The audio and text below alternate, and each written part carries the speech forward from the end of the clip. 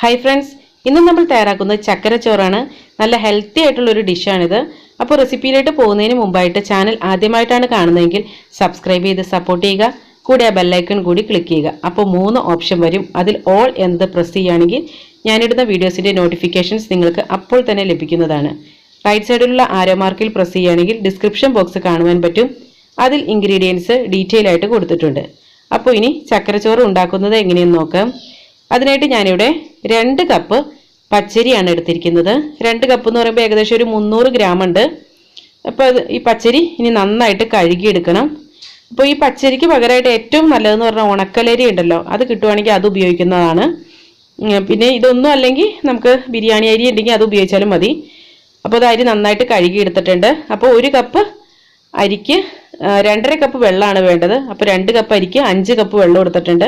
ഇനി ഇതിലേക്കൊരു 1/4 ടീസ്പൂൺ ഉപ്പും കൂടെ ഇട്ട് കുക്കർ മൂടി അടച്ച് ഒരു 2 വിസിൽ വരുന്നത് വരെ വേവിച്ചെടുക്കണം. ഇതായിപ്പോൾ വിസിലൊക്കെ വന്ന് അതിൻ്റെ എയറൊക്കെ പോയതിന് ശേഷം കുക്കർ ഓപ്പൺ ചെയ്തു. അരി നന്നായിട്ട് വെന്തിട്ടുണ്ട്.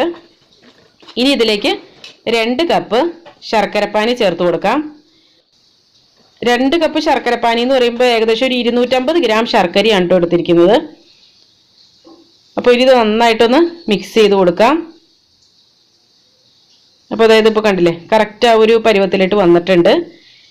ഇനി ഇതിലേക്ക് നമുക്ക് 1 കപ്പ് തേങ്ങ ചിരകിയത് ചേർത്ത് കൊടുക്കാം.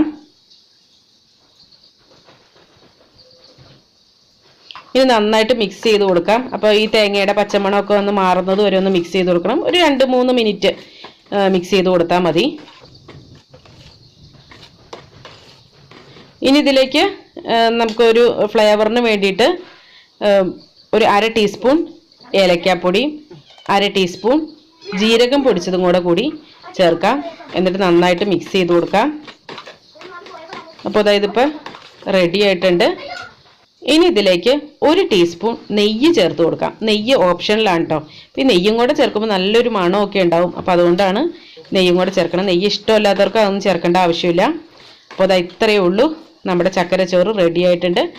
അപ്പോൾ ഇതിനി പെട്ടെന്ന് തന്നെ നമുക്ക് സെർവ് ചെയ്യാം.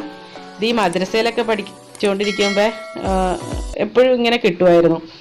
അപ്പോൾ അതൊക്കെ ഒരു ഓർമ്മ തന്നെയാണ്. ഇപ്പോഴത്തെ കുട്ടികൾക്കൊക്കെ ഇതൊക്കെ ഇപ്പോൾ പൊതിഞ്ഞിങ്ങനെ കൊടുത്തു വിടുകയൊക്കെ ചെയ്യാറുള്ളൂ. അപ്പോൾ ആ ഒരു മദ്രസയിൽ പോയിരുന്ന് കഴിക്കുന്ന ആ ഒരു ഫീലൊന്നും ഇപ്പോൾ കിട്ടാറില്ല എന്ന് തോന്നുന്നു. അപ്പോൾ ഇത് ഞാനൊരു വട്ടയിലാണ് കേട്ടോ വിളമ്പണത്. നമ്മൾ മദ്രസയിലൊക്കെ ഇങ്ങനെയായിരുന്നു നമുക്ക് തന്നുകൊണ്ടിരുന്നത്. അപ്പോൾ അത് ഞങ്ങളുടെ പൂച്ചയും ഇതിൻ്റെ കൂട്ടത്തിൽ തന്നെ വന്ന് ഇന്ന് കഴിക്കാൻ വന്നിട്ടുണ്ട്.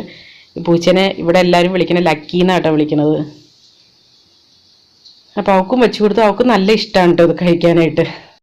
അപ്പോൾ ഇതെല്ലാവരും ഒന്ന് ട്രൈ ചെയ്ത് നോക്കുക. എന്നിട്ട് ഫീഡ്ബാക്സ് ഒക്കെ അറിയിക്കണം. വീഡിയോ ഇഷ്ടമായിട്ടുണ്ടെങ്കിൽ ലൈക്ക് ചെയ്യുക, ഇഷ്ടമായില്ലെങ്കിൽ ഡിസ്ലൈക്ക് ചെയ്യുക. അപ്പോൾ നല്ലൊരു റെസിപ്പിയുമായി വീണ്ടും കാണാം. എല്ലാവർക്കും നല്ലൊരു ദിവസം ആശംസിക്കുന്നു. Thank you for watching Aisha's creations.